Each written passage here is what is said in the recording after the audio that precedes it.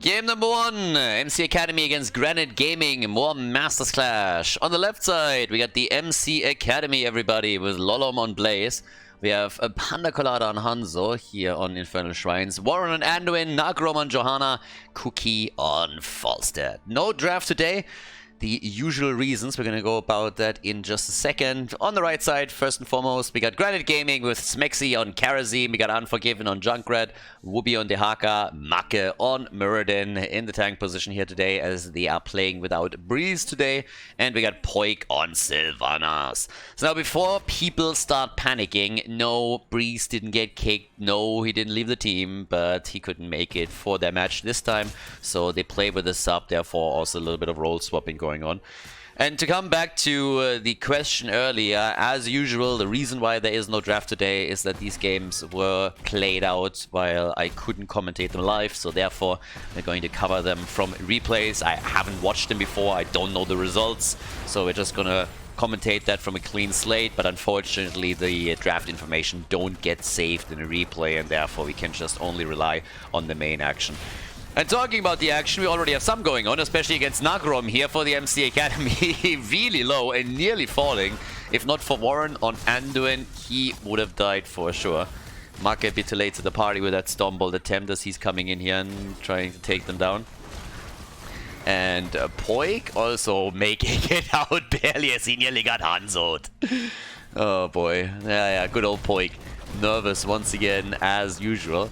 Dehaka is all the way top side, so we got a global in the game. We got two globals in the game. Dehaka going up against Falstad, at least later on. That's what you would expect, that the two of them will control the side lanes for the teams and then just try to exploit an open map. And we have forts taken down and the distance to safety is a little bit higher when you have more wiggle room to just push the side lanes out.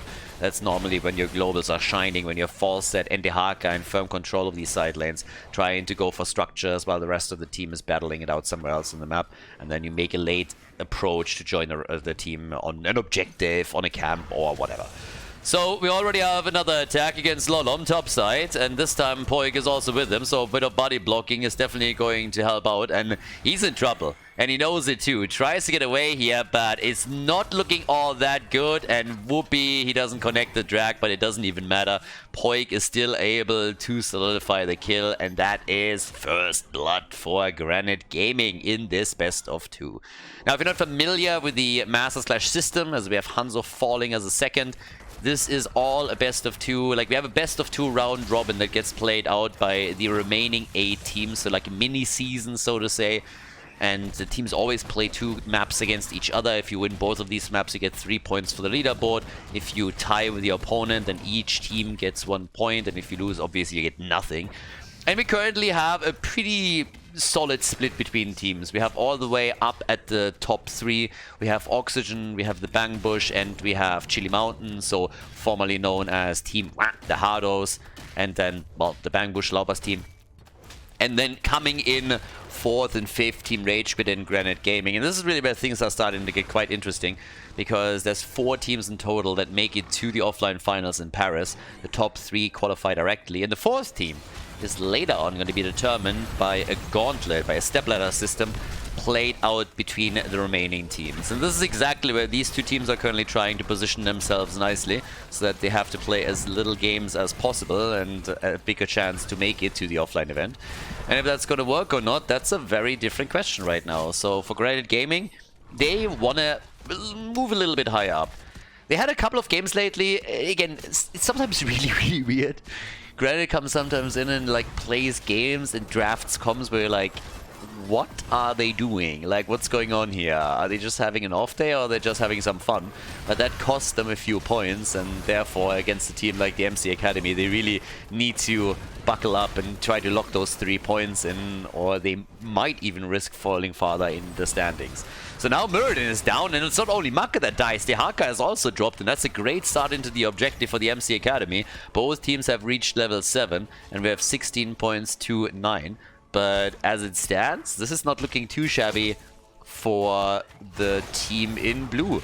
I mean, at least initially, they're off to a good start here, so nicely done. We have 2 kills to 2 for now. Same time at the bottom of the map, Falstad is still controlling the side lane. Whoopi is moving in again. Apparently they're still trying to fight for this. And he gets immediately focus fired by the rest of the remaining heroes. But Falstad is still pushing bottom. They got 32 to 19 points. No kill at the top for Granit Gaming. But the birdie should probably start to join up with the team, or they might still lose this objective here. 33 to 30? I mean, Falstad is a bit late to the party, to be honest, and Cookie is just now making his way over, and I think he's going to be late one way or another. But the blue team is about to get the objective, and there it is, the Mortar Punisher. And can they save everybody? Lolom is again slightly trapped. Falstad doesn't give a shit, by the way. He's still sitting in the middle. And they are pulling ahead in experience, but look at that, the kill against Wooby as the Punisher also wants a piece of the action. They're even bringing Falstad in now. I don't think they realize that Smexy moved towards the top, so he's able to escape. But that also means that there's only 3 defenders at the top fort, and they're already breaking through the side lane and try to take down Macke. Now they're baiting the Punisher deep. The wall definitely falling. But here we got the push straight in for the 4, trying to take this one down. And look at the experience lead that the MC Academy has now established. And a lot of that is thanks to Falstad staying on these side lanes. So there's a little bit of catching up to do for Granite Gaming, and they definitely took punishment topside. But they're not too far behind yet. Now, with level 10 though, that's the question, if there is maybe something that the Academy can do in that small window. It doesn't really feel like it. They would have to coordinate it already before. They didn't. So now both of the teams have the heroics ready. We got the Blessed Shield in. And as you can see, also 7-sided Strikers in. We got the Avatar. And Falstad is down. Whoopi gets some revenge at the top. Whereas everybody down here is focusing on the camp for now. Sylvanas with the Wailing Arrow. 4 kills to 3, so actually a little back and forth here. Now the good thing about them running Sylvanas too is of course that once that they start winning some of the objectives, they can make up for lost infrastructure a lot faster. And that is stumbled into 7-sided strike. But the reaction is immediate and the bunker gets dropped, so no real problem for Blaze. So they baited the cooldowns out, but that's all that they could really do here. And Marcus trying to do his best at the front line. And pushes Malone around a bit. But we got on the right side now, another camp about to be taken. We got 3 kills to 4. We have all the way at the top. Cookie still on the side lane doing his thing. On the damage numbers, you can see that Hanzo, as usual, is still far up there. Sylvanas too. Camp is already taken. Red team a little bit too late to make a difference here. But a very nice light bomb. Oh my god. I mean, literally condemn into light bomb. That was glorious. That was actually great. And they got a kill on Karazim. Light bomb, like check this play out again. Condemn into light bomb and then the Riptire, if we call it all. So the camp is there, then they push in. And at that point, condemn, light bomb, the arrow comes even in, and then they get the kill thanks to the Riptire. So everything just coming together for them. Controlling the choke point with Jojo and her condemn, the light bomb from Anduin, a follow-up stun from Hanzo, and then the Riptire. Now, you could argue that was a lot that they just YOLO'd out there and all they got was a single kill, but still, they did work, and that also allows them to establish even more control here. So, yeah, there's that. Alright. Riptire, by the way, in this case did very little because it's actually Junkrat on the other side of the team. So much for that. But again, both teams obviously going straight in with their heroic abilities there. And the coordination of all the stuns that we had for the Academy was more than enough to get the damage connected. But yeah, Riptire, I guess at the end of the day, could have potentially saved them a bit. But yeah, did some damage but didn't definitely kill anybody. So yeah, don't want to be unfair to Unforgiven here. He's not turning completely traitor. And even if you try, I think the friendly fire rules in Heroes of the Storm would then be very strictly against him. Now we got level 13, Talons are in. And Falstad again barreling out as they're trying to collapse onto him. But there's the next objective now. So we got level 13 Talons too. And with that, the chance to just straight up coming and take maybe this Punisher and then use Sylvanas to push this a bit further. So yeah, they are pulling ahead. quite a bit. Seven-sided strike is connecting with way too many to have a real impact here. Hans over the arrow once again. Light bomb is out too. False stat. They're trying to isolate Blaze and he's really low. Lolom trying to escape and does. The Riptire moving in once more. But nothing really that Unforgiven can do. He zones them out a bit and that gives them control of the shrine again. And they immediately use that to pull ahead on the stacks. They're currently sitting at 24 to 18. But the blue team hasn't given up on this yet and is now moving in too. Both teams still have a fountain on the bot lane and are using it as they're tapping quickly. And here's the move straight for Blaze once more. Whoopi missed the kill though. Lolom low and MC Academy pulling ahead a little bit. Marke insanely low, is able to jump out, but it seems like the blue team is once again pulling ahead. They're going for Punisher number 2 and they get it. They get the second objective. Nicely done. Yeah, 4 kills to 4. And the MC Academy on their way to, I guess, take the first fort of the game. Marke also gets stunned out. Uh-oh. And yeah, that's a dead Muradin. Muradin is dead. The MC Academy with some solid plays on the bot side. 32,000 for Sylvanas. Hanzo at 32k. The fort is gone. And, well, that Punisher is still at 84%. They're trying to get another kill. It seems like they might even get that. Seven-sided. Dashes away. Can they get the kill? No. Can't get the kill here. But if they would push at the bot lane, I'm actually slightly surprised that they didn't try to get a bit more out of that Punisher. I mean, this is a frozen Punisher after all. And they killed Muradin, so it's a 5 versus 4. So I'm honestly a bit confused why they didn't push. They could have at least taken the wall here, and then you still would have time to move into the middle. If they wanted to try and take the fort down, then they had to be a bit more decisive about it. That Punisher, by the way, is doing a fair amount of work. I mean, imagine that push now. With just a few heroes assisting. I don't think they could have gotten the key, but they could have definitely softened it up for later in the game. 5 to 4 kills. And soon to be level 16. So for Granit Gaming, they are still a bit behind here. We have them trying to get Blaze at the top, I suppose. And, well, if Lolom falls for that, then he is gonna die. They might also just, like, try and move in here and cut him off. That's a heavy commitment. They want him and they're likely gonna get him. Yeah, that's a kill. Even if you bunker up at that point, the only thing that you do is waste the cooldown. So the Academy is trying to move bot side in an attempt to take the wall down now. And the reaction at the top is immediate. They're trying to take the fort down. But that's not really a great trade for the MC Academy, so that's a problem. So here we go. There's the push. They're trying to go for the hits. The wall gone. Topside fort is destroyed. Sylvana still on the lane. The rest of the team is fighting though. And they're about to lose Hanzo if they don't pay attention here. Whoopi wants him, but the gust from Cookie. Muradin isn't done yet on the other hand. He still wants to go for it. And Smexy comes in from the side. The Kerosene flank. They get the kill. They get the double. They get the triple kill. Yep. Anduin dies first, and now it's the end of Nagrom. So, another quick kill for them, and that's now 9 kills to 5. Muradin is the one to do the honors. Now, they've taken a lot of damage everywhere on the map, but now with the help of Sylvanas, you can, of course, start to take some of the structures down. And they also pulled ahead pretty heavily on the experience. So that's now not only a chance to get ahead in structures, but they also can hit an earlier level 20. So yeah, looking good. And then we're having 33,000 damage for Sylvanas. We have 3 kills against Blaze. He's the one that has had to suffer the brunt of the attacks from Granit Gaming. With a fort in the mid lane destroyed, there's only 1 left, and the Haka is already pushing a minion wave in. With Sylvanas joining the fun, this should be the final outer structure being destroyed there too. They're moving in with 3 to defend it. Maybe they can hold it. Smexy, yeah, they can't take it down.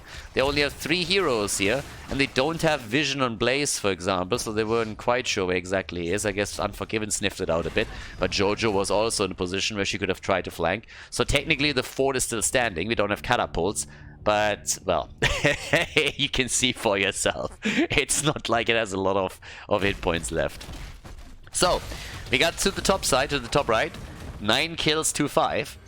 And level 20 is a bit of a concern, but it doesn't really... It's not going to play a role for this objective, at least it shouldn't. Yeah, Whoopi with the drag. Connects a tongue there. Nagrom, if anything, probably a little bit shocked. gets slobbered up. And 1 level, I don't think they can bridge that. So it's most likely going to be a fight for the objective on even talents. I don't really believe that Granit Gaming can hit the level 20 while this fight is going on. 9 kills, 2-5 now. Another jump a bit deeper. Stormbolt is there. And misplacement. Displacement on the Panda. Yeah, isolation is out. The Riptire again gets gusted. So nice interrupt by Cookie. But they're still battling it out with a light bomb. But the connect is there and there for the kill. Sylvanas is dead. And the MC Academy, guys. Another double kill. Anduin, look at them. That old beta was able to get 2 kills. Dehaka and Sylvanas. Now, in the 5 versus 3, somehow Granit Gaming is still able to get a counter kill, but it's once again the same picture. Objective 3, and it gets taken by the Academy. 3 objectives in a row. They take 3 in a row. Bot lane needs to be defended. That's where Unforgiven comes into play now. But in the mid lane, that's where we have to push with the Punisher. Of course, now you are aiming for the keep. At the top, Falstad has to deal with Smexy. But that should be a keep here. Well, if they only push with 2 or 3, then maybe it can be defended. But we have 3 heroes. Blaze is down. Falstad hasn't joined. This is one of the problems that a lot of the teams like the MC Academy have. They just can't really capitalize on a lot of the advantages that they have. I mean, they had a 4 versus 3 on the map, and they had an objective at the 15-minute mark, and all they got was a wall. That's not enough. Now, they get another kill here against Karazim, but it's always a question of what can you actually do when you are ahead. And the minimum here that they needed to do was to try and send somebody topside and take the fort down. So that hasn't happened either. So now 2 keeps are damaged, but not enough to give them a solid advantage. Level 20 talents are ready as well. Thanks to the Karazim kill, they have now an opportunity to damage the bottom of the map. And it seems like we might see exactly that happening. So they're trying to go for the keep here. It's a 4 versus 3 situation. There's a lot of ults still available for the Academy. They can disengage with the Gust, but they have the arrow and they use it and they take down Junkrat. Junkrat is dead. Nicely done. And now the chance to get even further. But the one thing they gotta do is take that keep down. So eventually they have to go topside and deal with that. 53 stacks for Falstad. Yeah, so he's getting there, but they're still not poking it down enough. Blaze does his best. Hanzo's poking too, and they're gonna get it. Yep, this one has been abandoned. With 3 heroes only defending, this one is Gonzo. So, there we go. 10 to 9 kills. And the next objective could even decide the game here, honestly. But yeah, for now, on the way down to the bottom of the map, we already have another camp taken. Blaze is also guarding the Khaldor camp on the left side. Globals, as mentioned at the beginning, they're going to really start unfolding their power now, because you can push these side lanes pretty much individually, which is also how Wooby for Granit Gaming now saves the core, makes sure that there's no catapults getting closer. I mean, 17 minutes in, so slowly those catapults are starting to get a bit more tricky. And this is also where this fort is starting to play a big role, because now there's catapult after catapult coming in for the MC Academy, but there's 0 counter pressure by Granit Gaming because that fort hasn't been taken down yet. So yeah, that's a pretty big difference. But then again, yeah, they're trying to go for the top again and the fort. That's something that I would have loved for them to destroy a bit earlier, but they're taking it now. So we get Granit Gaming definitely a bit behind by now. Yeah, ahead in kills, granted, but in structures they have definitely taken a beating. Losing that keep is a bit annoying. The next fort, the next thingy, shrine, topside, exactly. So as far away from the bot lane as possible. So that's another one. And the Haka and Falstad are still sitting down here. So as long as Falstad can actually protect this and push the bot lane out a bit, they can start to threaten that core now. So for Granit Gaming, they really, really need to win this one. This is the only wall that is still intact, the wall at the top and the keep. They're already looking for a kill here though. So the aggression is there. Wind tunnel has already been used. Nice jet propulsion, and the double stun is a good one, but they lose Falstad. The birdie is down. Bird is eliminated, and oh boy, that is an unfortunate death just before the shrine opens up. And the bot lane is not going to be a problem anytime soon. There's still 2 catapults there, so they have a little bit of time that they can use before they have to send someone down there. It's most likely going to be the Haka anyways. But at the top, they're trying to go for Warren. Stormbolt and Marke gets the kill. Hanzo is dead too, and boy, oh boy. The Academy falling apart here. 3 down and a 4th about to fall. Now they can come in not only with the Punisher, but also try and go through that top lane. They're already going for the gates. 14 kills to 9. Looking very, very strong here. Really nice approach. Another potential kill as they're going for Blaze, and he doesn't make it either. 5-man team wipe. They take the entire team down, and Granit Gaming, they win their first objective. Yes, Unforgiven has taken the Punisher. The keep is already falling, and that's, of course, a move straight for the core. Absolutely no way for the Academy to win this one anymore. They just don't get the heroes back in time. Cookie is on the map, granted, but obviously he can only use the wind tunnel. There's not enough time for him to buy for the rest of the team to get back to business and help defend. So the core is falling. It's falling quickly. He's baiting the Punisher into the mid lane. All that he can do here. But this is game number 1. A victory for Granit Gaming as they lock in the 1-0 against the MC Academy here on Infernal Shrines. GG. Before we head into game number 2, make sure that you subscribe to the channel if you haven't done it yet so you don't miss out on any future content here on Khaldor TV. Game number 2, same background, same tile set. We are still in the Diablo realm with Battlefield of Eternity being the second map of the series. On the left side, Lolom on Blaze. We got Nagrom on Diablo. Cookie playing Sylvanas, Warren on Ana, and Panda Colada on Li Ming. Yeah, a chance for the MC Academy to get at least 1 point in this series. On the right side of the map, Smexy with Rega, Unforgiven on Vala. Ooh, you got Zarya played by Poik, Maka on Anubarak, and Whoopi on Sonya. I like it. So, would love to have the auto attack. Oh, well, auto attack or arrow, very likely the choice. But especially with the Zarya combo, you could go for auto attacks for sure. That's honestly the one thing that I'm currently still waiting for here. But I'm kind of happy with Arrow as well, as long as you have somebody that really diligently focuses on stacking at the beginning. Can burn the Immortal Dungeons super quickly. But we get the auto attack, which makes a whole lot of sense, as I said. You have Zarya with you, so why wouldn't you? Needs to be a bit careful, but already works in the auto attacks against Nagrom. And on level 1, we got the Neural Stim pack right here. Okay. And let's see if he's going to die here. I mean, again, you know the drill. It's a talent with the Gambit component, so as long as he doesn't die, he has an extra 25% attack speed. Every single time he dies, he's losing 5% of that until it's gone. And it's always that little balance that you have to hit just perfectly between getting stacks but not being so aggressive that your opponent can get the kill against you, since the auto attack speed is quite often way more important than you getting too many stacks, because the synergy with the level 16 talent Manticore is absolutely incredible. So if you can maintain that attack speed, it will help you in the long run a lot. But of course, you're also going to try to get those hits in. So don't YOLO too hard for your stacks when you play that style. As long as you have 2 supports behind you, in this case at least an additional shield from Zarya, and you're going to be in a much better position there. But as it starts, we are looking on Smexy, and with Rega, they have a bit of a faster camp clear here too. Nagrom, are they going to make the play? Unforgiven, careful. Yeah, he's already too deep.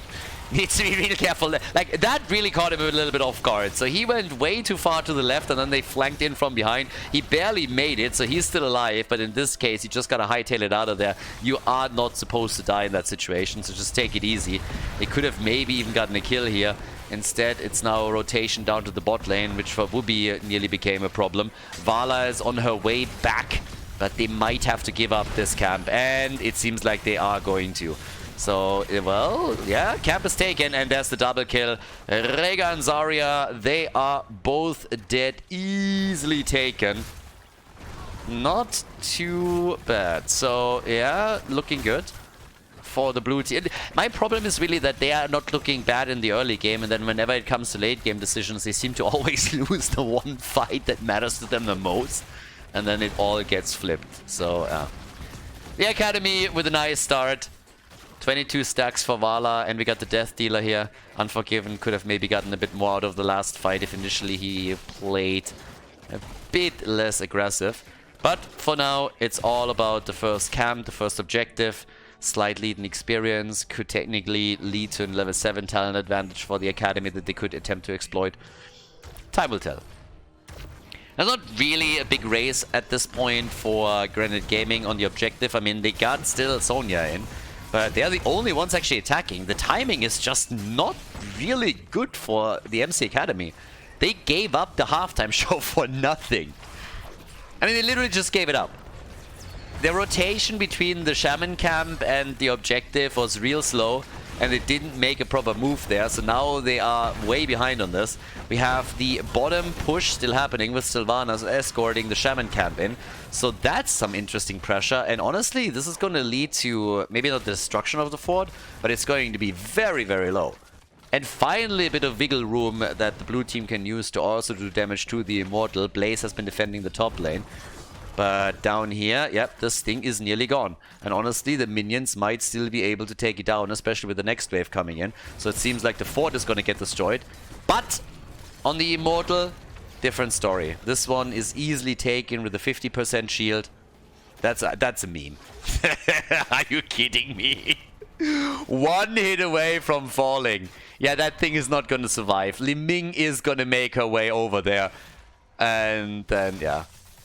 If somebody farts close to that fort, it's going to get destroyed. This thing is being held together by some spit and chewing gum, and that's it. So yeah, this is definitely going to be taken down. But anyways, right now we got the push straight through the middle, through the bottom. Yeah, through the middle on Battlefield of Eternity. 33 stacks for Vala. Has the hot pursuit now. Uses old Diablo as a bit of a pincushion here. One hit after another. He nearly got Maka. But that is still a great spot for the Academy to be in. The easy defense on the Immortal. More than half HP on the fort. And in the meantime, this is going to fall now. This is going to fall 100% now. Panda's already getting ready. I was like, alright guys, can we just like somewhere get an angle? And yeah, he's a man on a mission. Yeah, the one hit was more than enough. Poik, obviously, he read the situation well and was trying to intercept it, but he was a bit delayed. Even without vision, he did a great job there, but it didn't quite work. So now the first fort is destroyed, another 5 versus 5 at the bottom of the map. Vala is now at 63 stacks, so she already crossed over into the first reward tier. And still that 1 level lead for the MC Academy. So the Academy has taken a fort down. They have 2 kills to 0. And despite the fact that they lost the objective, they have now pushed ahead in structures. So things are looking very, very good, at least for now, for them.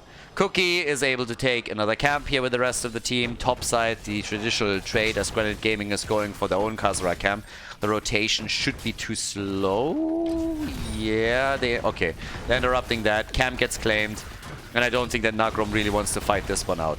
Vala is already attacking, or at least trying to, but needs to be careful herself. If one of those sleep darts hits her, she's gonna be in trouble. Unforgiven with a bit more damage. Slightly isolated though. Same is true for Whoopi, who now dies in Sonya. But there's the sleep dart. Exactly what I talked about a second ago, and he got kind of lucky. It could have been a way bigger problem for him. Yeah, so Smexy moving around again. Down to the bottom of the map. Poik currently, he's sitting tight. He's doing his thing. And just locking an extra XP for them, because they're realizing they're falling behind quickly. And now the objective is popping up, and level 10 will be ready for the MC Academy. Oh, and Smexy, no! Rega is dead. Disintegrate against the Nubarak as usual. Try to burn the cocoon down as quickly as you can. But that's a bit of a scary moment for Granit Gaming, because they don't have level 10, they can't go for the objective, they lose the halftime show immediately. Rega is dead too. Yeah, that's a big problem for them. Now, they could even invade this camp, which they don't. So instead they're going for the objective right away, and that's going to be a big Immortal, which should, by all rights, take down the top fort. Second fort should now fall. There shouldn't be a way in which they're saving this one. I don't see that happen even for a second. So yeah, as it stands, this is going to be very, very rough for the red team because it's 100% on the shield. They lose the objective. They go for a very, very aggressive variation, by the way, with Sonya as they're expecting it to leap. And also Rerega with Bloodlust. Damn. Okay. Camp is taken. Objective moving top. They gotta play it very, very safe here. But this is really where you want to push now. I mean, this is your best chance to take the fort down. Wooby is still at the bottom of the map and has to deal with the Shaman camp, but that means that the rest really needs to go for this. So they're starting to move in for that as we speak, trying to get those hits in. And with Sylvanas, you can make this push even more dangerous. Vala is stacking, and so she should. We currently have her without a single death, so she's still relying on 25% on the attack speed. Yeah, there's Cocoon. Leap into the back. And Panda Colada low and, well, alive? Oh, the final hit. Li Ming is down. Li Ming is down, but the fort has been destroyed. And at the bottom, the camp is still pushing. Diablo is now also in trouble. Unforgiven on 80 stacks. Gets a few more. They are able to get the kill on Diablo. But Wooby has died to another jet propulsion. Rega, he's low, but he gets the bite and nibbles down Sylvanas. They get a follow-up kill on Blaze, and that's now 3 heroes destroyed on the Academy side. The Immortal has moved through the entire wall at the top, by the way, so very good damage by it. And down to the bottom of the map, even one of the towers has nearly been claimed. So tons and tons of aggression now. Vala with all of the Gambit stacks still in play, 5 kills to 4, and on the map, Granit Gaming doesn't have a single fort left. So there's more that can be done by the Academy in that little time frame that they have now. So they go for another camp. They take that one too. They are getting very close to level 13. Kills are nearly even, but taking all of those forts down definitely helps. I mean, makes it a little bit harder to access your fountain, and of course exposing the top lane, the keep directly, opens up an opportunity whenever you win a big team fight to go for the structure and try and drop it right away. As it stands, another push for the camp. 5-3. And, well, at least this one they were able to lock in. Gloom for Vala. Doesn't really come as a shock. Tries, of course, to be a little bit safer against especially Li Ming. Top damages on Sylvanas with the 30,000, but Li Ming with a good combo can definitely burst her down. And talking about Sylvanas, she's actually pushing the bot lane out a bit further. So they're always forcing a rotation from Wooby, and in this case also Poik towards the bottom of the map to try and deal with that. At the top, also more poke happening. Granny, by the way, hasn't died yet, so she's the only one on the blue team that hasn't fallen yet. So, yep, there you go. And what else can they do now? What are we gonna get? 5 kills to 4. Slightly in experience, and it's time for the next Immortal. So let's see if they can win this one again, the Academy. Because if they do, then we're having an attack at the bottom of the map. And that might give them a chance to take the first keep down. Whereas for Granit Gaming, it's all about these forts still. Now Vala, of course, wants a level 16. As I said before, it's a huge power spike for her if she's able to get all of the attack speed Gambit stacks together still. Poik in this case using the damage to get a bit more energy here with the shield up. Halftime show won by the red team. It's not the biggest of margins, but it's big enough to be a bit of a concern for the Academy. So just simply sitting there and staying on the defense might not be enough. Need to try and win that fight. Sylvanas pushed another wave out at the bottom, but they cannot get to level 16 first, so that's not happening. You have to fight this out with even talents. 58 stacks for Diablo, so he's not fully stacked. Has to be careful that he doesn't get taken down here. And Marcus, yeah, there's the Cocoon. Already used. And Silva, yeah, there's no way to burn down. Ah, the Cocoon. Ana goes down. I like it. They zoned out Li Ming. She couldn't burn the Cocoon down, so that one got real value. And then they just collapsed onto Ana, took her apart. Really nice leap from Wooby too. And that gives them the upper hand. With Ana and Sylvanas both destroyed, Granit Gaming can now go for the objective. Nagrom on his Diablo being used by Vala again for even more hits. That's 100 stacks for her.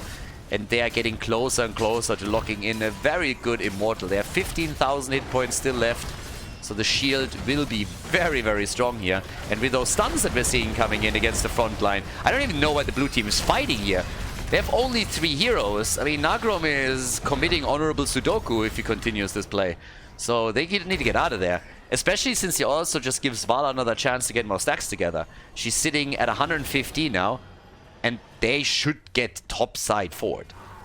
And even more importantly, they're closing the experience gap a bit. Top 4 is getting attacked. They rotated down to the bottom. Mainly also because Vala and Sonya had to both move away. Vala to get some hit points and mana back, and Sonya because she's dealt with the bottom camp. But they get the fort, and at the top, this one is also pretty low. I mean, they will defend it. But this can be picked up at any point in time regardless. And the fight isn't over, because now they're isolating Nacrom again, or at least they're trying to. There's the leap. Vala gets a few more hits in, but there's level 16. Yeah, and as I said, once that Vala has Manticore, things are going to be a lot worse for especially Diablo at the front line, but also for Blaze. And they're even using...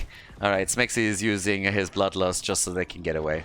He was like, yeah, let's not get chased into oblivion here. If they make an approach, let's just make sure that we're not dying here. We're on our way back into the game. We're finally starting to get a bit of a foothold here, so let's not waste this.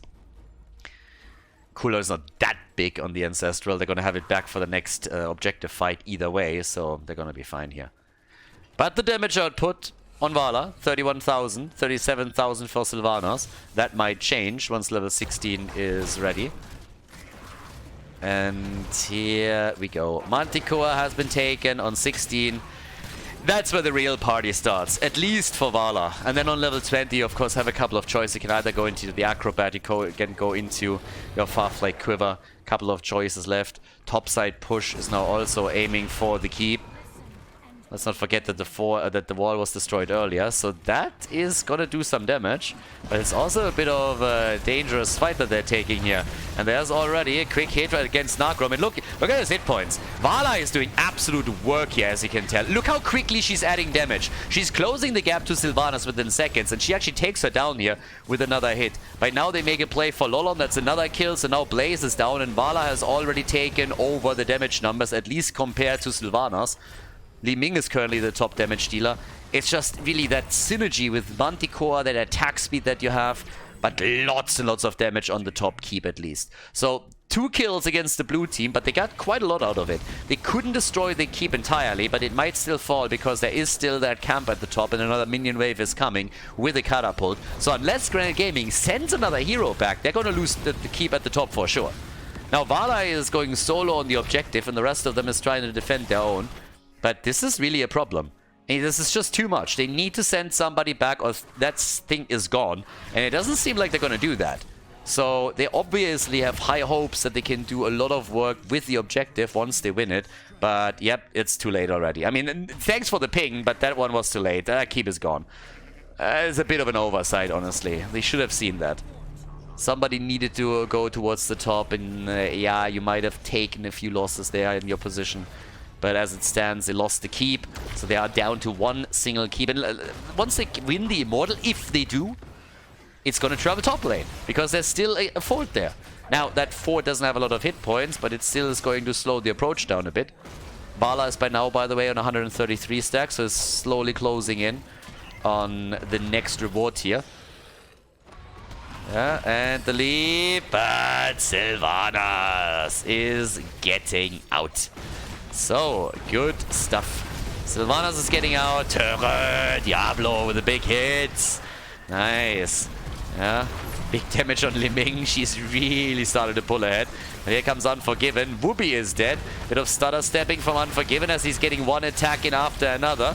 And yep, the damage against Nacrom is good, but it's not good enough. Vala gets another reward here, but in the meantime, we have not only Whoopi falling on Sonya, but also Nubra getting killed. So that's 2 of them down. MC Academy hasn't given up on that yet. They're realizing that Vala is now a bigger and bigger threat as all of this continues, but they are going to be the one to win the next objective. And that means that the bot lane is attacked next. So now we're going to have the bottom of the map attacked, which means another keep. And they should be able to get this one. And it's a 5-man push, and they have... I mean, they have no real ults ready. Disintegrate just doesn't count. Disintegrate just doesn't count in that regard. To be fair, at least Ana is going to have the nano boost for Li Ming, so that's going to be nice. They should still be able to get that keep. They're already softening it up a little bit, and the only question is really, can you go for core at this point? If there's a couple of kills for the MC Academy, this is a big core opportunity. They're half a level away from level 22, so that's another advantage that they have. But even just destroying that main structure would help. Nice isolation of Diablo on the other hand. He's trying to use it to his advantage. But Vala is just getting murderous damage now out against him. Every time he's exposed at the front, he's in trouble. But the keep is gone, and that Immortal isn't. So here's the chance for the MC Academy to take Granit Gaming down a notch, leap into the back line. And once again, it's Vala with the damage numbers, but it's Anubarak that dies first. Big opportunity here for the Academy, but they're losing Sylvanas, they're losing Ana. The front line has fallen though. Li Ming is just lasering them to death as Mexi falls too. The core is losing hit points. Poik is about to fall, and this is it, isn't it? Oh my god. MC Academy with a victory on map number 2 against Granit Gaming. They tie the series and lock another point in on the board. Nicely done. GG.